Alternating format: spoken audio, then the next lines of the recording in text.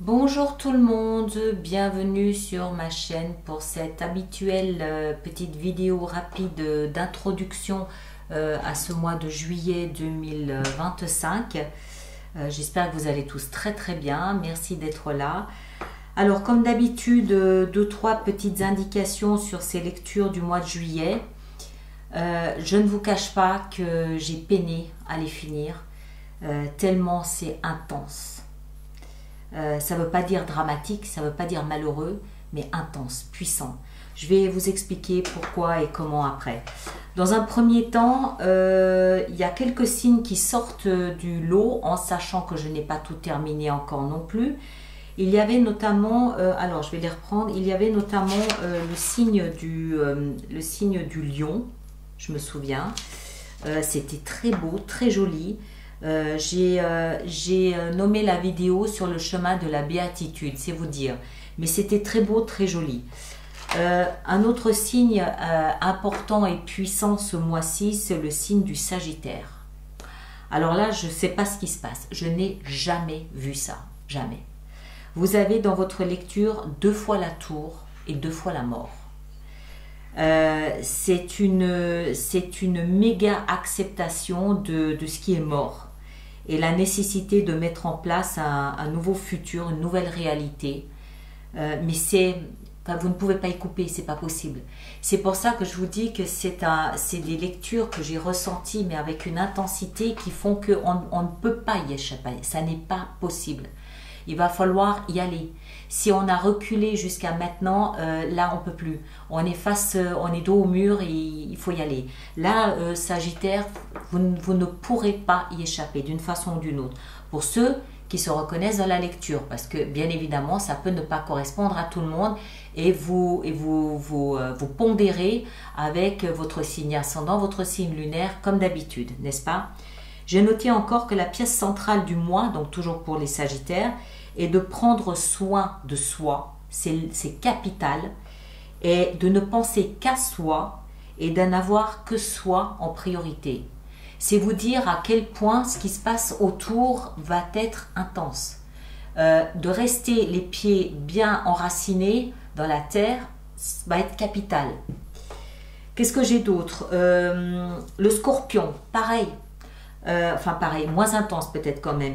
Il était question, je me souviens de cette lecture du Scorpion qui est un petit peu particulière aussi, où il est question d'accueillir une sorte de mort de quelque chose interne.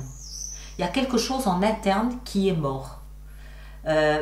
Ça paraît facile à dire comme ça, mais un attrait qu'on a toujours eu toute notre vie, un objectif, un idéal toute notre vie, qui là meurt, point, comme ça, sans autres explications, c'est comme ça.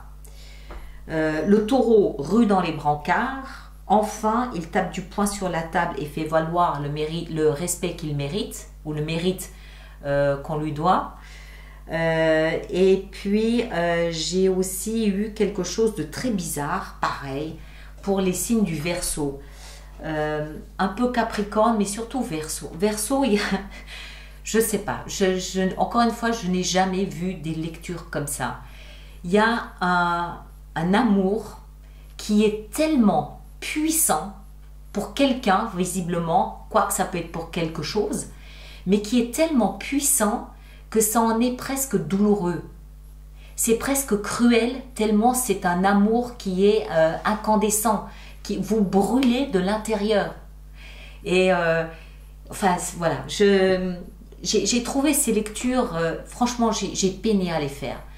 Je ne sais pas si c'est parce que c'est le mois de juillet et que c'est douloureux pour le mois de juillet, ou si c'est l'intensité du mois de juin qui fait que je suis moins dans une réceptivité qui fait que c'est douloureux. Je ne sais, honnêtement, je ne sais pas. Mais je n'ai jamais vu ça, jamais. Je n'ai pas vu de drame ou de malheur. C'est pas ce que je suis en train de dire. Je veux pas vous alarmer. C'est pas mauvais. C'est pas une souffrance terrible. Il y a presque pas de difficulté. C'est intense. C'est puissant. C'est puissance 10. C'est voilà. J'ai noté aussi quelque chose d'important. Je crois ici, c'est qu'il est beaucoup question de croyance. elles sont quelquefois limitantes, elles sont quelquefois libératrices. Et les croyances de ce mois de juillet vont nous préparer pour le monde de demain. C'est ce mois de juillet qu'on est en train de forger, de semer les graines en croyance, en termes de croyance, hein, pas d'action ou de construction, mais des croyances pour le monde de demain. À ce niveau-là, parce que c'est un mois un peu spécial, j'ai sorti 3 autres cartes pour le mois en général, pas par signe, mais pour le mois d'une façon générale. Et j'ai sorti en mot-clé le mot-clé courage.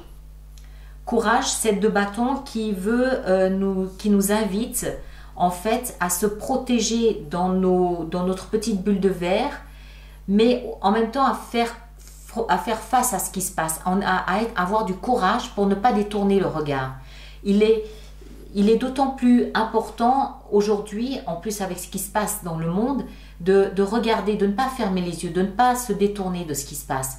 Avoir le courage de reconnaître, voilà où on en est, voilà ce qui se passe. Et de faire appel ici à la grande prêtresse, c'est-à-dire le savoir, faire appel à ce savoir qu'on a, à ces convictions qu'on a, à une forme de sagesse intérieure, pas pour décider si c'est bien ou pas bien, c'est toujours dans cette notion de croyance. Où est-ce qu'on en est en termes de croyance? Où est-ce qu'on en est avec notre sagesse dans notre croyance? Est-ce qu'il y a des choses à changer? Est-ce qu'il y a des croyances, encore une fois, dont il faudrait se débarrasser? On a tous au fond de nous une connexion à l'univers, une connexion au monde, une connexion à ce qui se passe. On le sent à l'intérieur de soi, on est inquiet ou on est confiant, nos croyances vont nous guider sur ce chemin-là. Mais encore une fois, c'est assumer ce qu'on sait.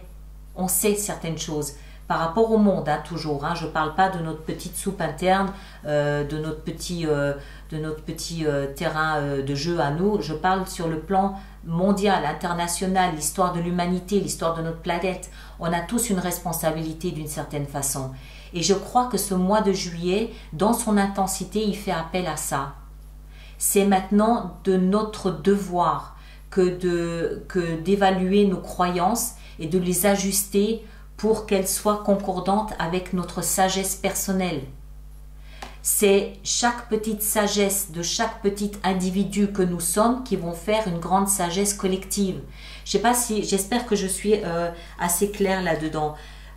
D'autant plus qu'on a les 2 dernières, l'intégrité qui représente la justice et la réflexion qui représente la 2 de bâton. Cette sagesse doit se muer en une forme de justice, toujours en fonction de nos croyances.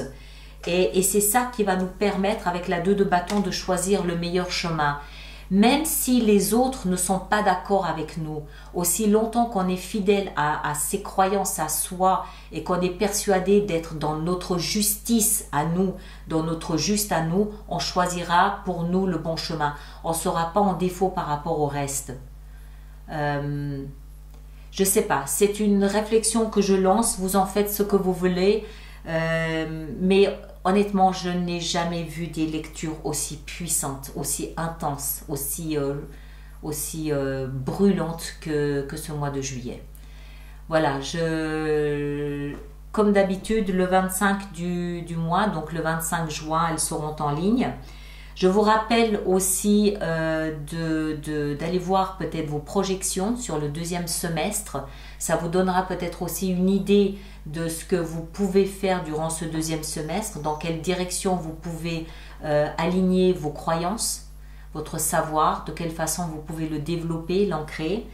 Et puis finalement, nous allons enfin avoir notre nouveau site internet qui aura peiné à voir le jour, mais là ça y est, je crois que cette fois on tient le bon bout. S'il y a des petits couacs et des quicks ici ou là, ne nous en tenez pas rigueur, ça a été un dur labeur.